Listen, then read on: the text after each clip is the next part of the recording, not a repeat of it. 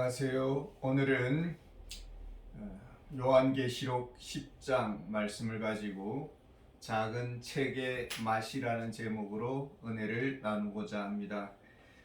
역사의 종말을 체감하고 있습니다. 세상은 끝을 향해 달려갑니다. 두루마리 체계에 인이 되어집니다. 역사는 심판의 수렁 한가운데 있습니다. 환경적 대격변이 일어나고 있습니다. 사회적 질서가 무너지고 있습니다. 여기에 주어지는 메시지가 있습니다. 돌아오라는 탕자를 향한 하나님의 부르심입니다. 7인이 떼어지고 있습니다. 7 천사의 나팔 재앙이 진행되고 있습니다. 심판의 초점은 죄의 근본을 향하고 있습니다. 인류는 사탄의 처벌로 막을 내릴 것입니다. 심판의 과정에서 블랙타임이 주어집니다. 드문드문 천상의 세계를 보여줍니다. 5장에서는 두루마리 체계에 인을 떼시는 그 주체가 등장하는 장면이 나옵니다. 7장에서는 구원받은 자의 수를 다루고 있습니다. 천상의 큰 무리들이 예배를 드립니다. 이것은 우리 인생의 본분을 가르쳐 주는 것입니다. 9장에서 6째 천사의 나팔 재앙이 끝이 나고 또 11장 중반쯤에는 7 대접의 마지막 재앙이 집행되기 직전입니다. 그 사이 막간이 있습니다. 10장과 11장의 말세지말의 교회의 사명을 다루고 있습니다. 마지막 지점에서 교회의 사명은 무엇인가? 이 과제를 던져주고 있습니다. 1절에 보면은 내가 또 보니 힘센 다른 천사가 구름을 입고 하늘에서 내려오는데 그 머리 위에 무지개가 있고 그 얼굴은 해 같고 그 발은 불기둥 같으며 한 천사가 등장합니다. 지금 사도 요한은 천상에 끌려 올라가서 종말의 현장을 그림처럼 보고 있습니다. 마치 종군 기자와 같습니다. 현장에서 심판의 그 진행 과정을 보고 기록하고 있습니다. 그런데 그 천사를 가리켜서 힘센 다른 천사라고 말을 하고 있습니다. 최후 심판을 집행할 힘이 센 그런 천사입니다.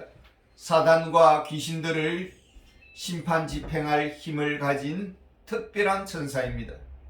이 천사의 이미지는 예수 그리스도와 비슷합니다. 이 천사를 예수 그리스도라고 말하는 분들도 있습니다. 천사와 예수 그리스도는 비교 불가입니다. 예수 그리스도는 하나님이시고 천사는 피조물입니다.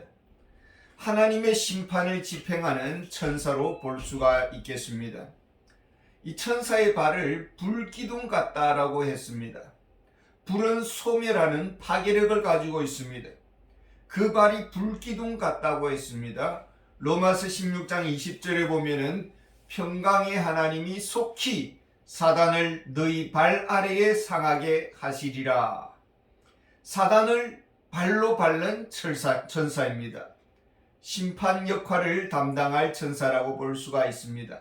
그 머리에는 무지개가 있다고 했습니다. 하나님이 노아 홍수 이후에 무지개 언약을 주십니다. 하나님의 백성을 보호하시겠다라는 언약입니다. 엄청난 심판이 집행되는 그 한가운데에도 주의 자녀들은 하나님의 보호하심을 받을 것입니다. 무서운 심판이 집행 중에도 돌보심의 약속은 반드시 지켜질 것입니다. 세상은 흔들립니다. 죽음의 사이렌 소리가 멈추지 않습니다. 사회는 위기의 소문들로 들끓습니다.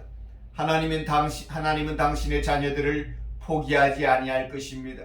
볼지어다 내가 세상 끝날까지 너희와 항상 함께 있으리라 하시니라. 이제 힘센 다른 천사는 어떤 자세를 취하고 있습니까? 2절에 보면은 그 손에는 펴 놓인 작은 두루마리를 들고 그 오른발은 바다를 밟고 왼발은 땅을 밟고. 5장에 보면 작은 두루마리에 인을 뗄 자가 없어서 사도 요한이 울었습니다. 그 인을 떼시는 분은 예수 그리스도십니다. 인이 하나씩 하나씩 떼어질 때에 종말의 심판이 하나씩 하나씩 진행됩니다. 이 심판의 목적은 무엇입니까? 사단에게 빼앗긴 세상의 주권, 소유권을 다시 회복하는 데 있습니다. 땅과 바다라는 이 역사의 그 통치권과 소유권을 회복하실 것입니다. 요한계시록 11장 15절에 보면은 일곱째 천사가 나팔을 불 때에 하늘에 큰 음성이 나서 이르되 세상 나라가 우리 주와 그의 그리스도의 나라가 되어 그가 세세토록 왕노릇 하시리로다. 이것이 심판의 목적이라고 할 수가 있습니다. 작은 두루마리는 7 인봉이 붙은 책입니다. 이 인봉이 떼어지면서 최후 심판이 진행되어 왔습니다. 하나님은 이 심판을 통해서 이 역사와 우주의 주권은 하나님이시다라고 선포하고 있는 것입니다.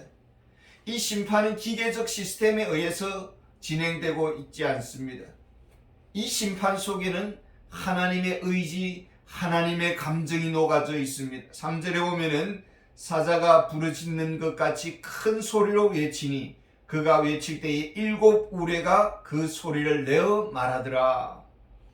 7 우레가 나오고 있습니다. 우레 소리가 나오고 있습니다. 우레 소리는 세상을 공포로 몰아넣습니다. 하나님의 그 진노의 마음의 소리라고 할 수가 있겠습니다. 그 소리에 담긴 뜻이 무엇일까요? 4절에 보면은 7 우레가 말을 할 때에 내가 기록하려고 하다가 곧 들으니 하늘에서 소리가 나서 말하기를 7 우레가 말한 것을 7 인봉하고 기록하지 말라 하더라. 언제는 사도 요한에게 편지를 기록하라 했는데 지금은 기록하지 말라고 말씀하십니다. 하나님의 이 침묵 속에는 담겨 있는 지혜가 있습니다. 우리는 정직이라는 미명하에서 할 말을 다 하려고 합니다. 따질 것 다 따지고 밝혀내고 싶어하는 그런 습성이 있습니다. 그러면 모든 것이 정상으로 돌아갈까요? 그렇게 할 말을 다 했는데 정신을 차리지 못하면 어떻게 되는 것입니까? 어리석은 자는 오히려 전쟁을 일으킬 것입니다. 때로는 우리의 투명한 말보다도 침묵이 지혜로울 때가 있습니다. 지나가는 사람을 붙잡고 복음을 전했습니다. 복음을 거부합니다. 오히려 대적합니다. 그래서 그 사람에게 경고를 합니다. 당신은 앞으로 비참한 말로를 당할 것입니다. 끔찍한 지옥을 준비되어 있습니다라고 하면서 그렇게 저주 같은 말을 한다고 합시다. 어떻게 되겠습니까? 그 사람은 거의 미칠 지경일 것입니다. 오히려 교회 핍박의 폭군으로 돌변할 것입니다. 전도하려고 하다가 오히려 교회를 쑥대밭으로 만들 수가 있는 것입니다. 하나님은 침묵의 지혜를 보여주십니다. 다 알지 못해도 묵묵히 사명을 감당하기를 원하십니다. 우리가 열매를 보지 못해도 헌신하기를 원하십니다. 그러나 그 위로와 그 상급은 말할 수 없을 것입니다. 말로 다 할 수 없을 것입니다. 내가 이럴 줄 알았더라면 정말 목숨을 다해서 충성할 것을 하면서 후회할 때가 올 것입니다. 이제 이 천사의 맹세 행위가 5절에서 7절까지 주어집니다. 무슨 장면입니까? 마지막 심판 집행의 출정식이라고 할 수 있습니다. 6절에 보면 지체하지 아니하리라. 이 말은 더 이상 남은 시간이 없다라는 뜻입니다. 더 이상 종말을 지어날 그런 시간이 없다라는 것입니다. 이제는 최후의 심판만 남았고 곧 집행할 것입니다. 그러면서 하나님의 그 비밀이 이루어지리라 하더라 라고 말을 합니다. 하나님의 그 비밀이란 무엇일까요? 요한계시록 6장에 보면은 다섯째 인을 떼실 때에 죽임당한 영혼들이 하늘에 있는 제단 아래에서 큰 소리로 호소를 하고 있습니다. 거룩하고 참되신 대주제여, 땅에 거하는 자들을 심판하여 우리 피를 갚아주지 아니하시기를 어느 때까지 하시려 하나이까. 이것은 심판을 불러오는 그런 호소입니다. 이때 대답이 뭐냐면은 그들의 동무 종들과 형제들도 자기처럼 죽임을 당하여 그 수가 차기까지 하라, 이렇게 말씀을 합니다. 하나님의 보복적 심판을 앞당겨 달라고 호소를 했습니다. 고통 속에 견딜 수가 없어서 터져나오는 인간의 호소입니다. 하나님의 응답은 순교자의 수가 차기까지라고 했습니다. 이제 하나님의 비밀은 무엇입니까? 이 순교자의 수가 차는 시점이 이루어졌다라는 것입니다. 이제는 끝이 왔다라는 것입니다. 최후 심판이 집행되어도 무방할 시점이 왔다라는 것입니다. 많은 제자들이 예수님께 물었습니다. 주께서 이스라엘 나라를 회복하심이 이때니까? 주님의 대답이 때와 시기는 아버지께서 자기의 권한에 두셨으니 너희의 알 바 아니요.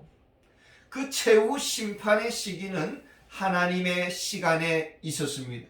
이것이 비밀이었습니다. 이제 그 비밀이 공개될 시간이 왔습니다. 이제는 지체되지 아니할 것입니다. 8절부터는 또 다른 장면이 진행되고 있습니다. 이제부터는 하나님과 이 힘센 천사와 또 사도 요한 사이의 대화가 오가는 그런 메시지가 있습니다.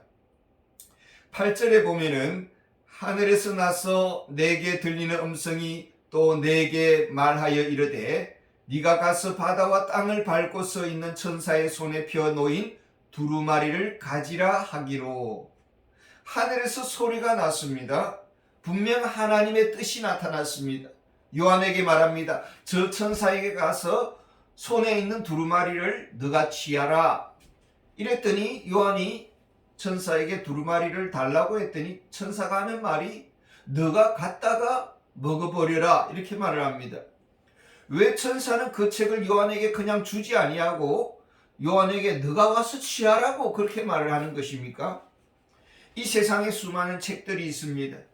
그 책을 읽고 사람들의 인생이 바뀌었다고 하는 말들도 들었고, 어떤 사람은 주식 투자 책을 읽고 부자가 되기도 하고, 어떤 사람은 삼국지를 읽고 인생의 처세술을 배웠다 하기도 하고, 어떤 이는 문학책을 읽고서 인생의 의미와 존재의 가치를 깨달았다고 하는 사람도 있습니다. 수많은 책의 위력과 영향력을 우리는 잘 알고 있습니다. 그러나 지금 천사는 이 작은 두루마리를 가지고 취하여 먹어버리라고 그렇게 말을 합니다. 그 두루마리, 하늘과 땅의 통치권자와 그 소유주를 소개하고 있는 책, 인류 역사의 최후 심판 집행 과정과 계획이 기록된 책, 그것은 다름 아닌 성경책입니다. 성경을 갖다가 먹어버리라고 말을 하고 있습니다. 세상 사람들은 말을 합니다. 이제 성경은 조금 그만 읽고 좀 문학책 좀 읽으라. 성경은 이제 조금 그만 읽고 드라마 좀 보아라고 그렇게 말을 합니다. 그런데 천사는 말을 하기를 이 책을 취하여 가지고 먹어버리라, 이렇게 말을 합니다. 이것은 선택을 하라는 말로 들립니다. 이제 한가롭게 소설을 읽으면서 궁상에 빠질 시간이 아니다. 평화롭게 역사 소설을 읽으면서 이 땅의 문제를 조상탓할 그런 시간이 아니다라는 것입니다. 지금은 천국을 준비하는 것이 중요하고, 지금은 구원의 시대입니다. 한가롭게 낭만을 즐기는 시기가 아닙니다. 시대의 표적을 읽을 수 있어야 합니다. 성경을 읽으라는 것입니다. 성경을 선택해서 읽으라. 그러면서 추가적으로 하는 말이 있습니다. 이 책을 갖다가 먹어버리라. 내 배에서는 쓰나 내 입에서는 꿀과 같이 달리라고 말을 합니다. 시편 119편 103절에 보면은 주의 말씀에 마치 내게 어찌 그리 단지요 내 입에 꿀송이보다 더 다니이다. 성경을 읽으면 천국의 소망을 가지게 됩니다. 구원의 진리를 맛보게 됩니다. 성령의 인도하심을 받게 됩니다. 그 맛이 참 좋습니다. 꿀맛입니다. 그러나 배에서는 쓰다고 했습니다. 쓴맛을 보았습니까? 쓴맛은 우리에게 무엇인가를 결단하게 만듭니다. 죄를 끊어내는 결단, 주를 위해 살겠다는 결단, 목적을 향해 전력 투구하겠다라는 결단이 동기를 제공해 줍니다. 왜 이 맛을 느껴야 합니까? 성경 말씀을 읽으면서 단맛을 보고 있습니까? 쓴맛을 느끼고 있습니까? 행복의 맛을 누리면서 성경과 동행하고 있습니까? 성경 하나로 충분합니까? 여기에 행복이 있다. 여기에 길이 있다. 여기에 모든 것이 있다. 이렇게 여러분 말을 할 수가 있습니까? 이제 그에게 주시는 사명이 있습니다. 성경의 맛을 아는 자, 성경의 맛을 느끼는 교회, 그에게 주신 최후 사명이 있습니다. 11절에 그가 내게 말하기를 내가 많은 백성과 나라와 방언과 임금에게 다시 예언하여야 하리라 하더라. 전도의 사명이 있습니까? 우리가 세계 끝까지가 아니더라도 지역 복음화의 비전을 여러분 가지고 있습니까? 누가 이런 비전에 붙잡힐까요? 성경의 맛을 아는 자입니다. 성경의 맛을 느끼는 자입니다. 단맛의 그 소망을 줄 수 있는 교회, 쓴맛의 경고를 줄 수 있는 교회, 성도, 진리의 쓴맛과 단맛을 줄 수 있는 교회와 성도, 하나님은 그런 교회와 그런 성도를 사용하실 것입니다. 그런 교회와 그런 성도를 찾고 계시는 것입니다. 감사합니다.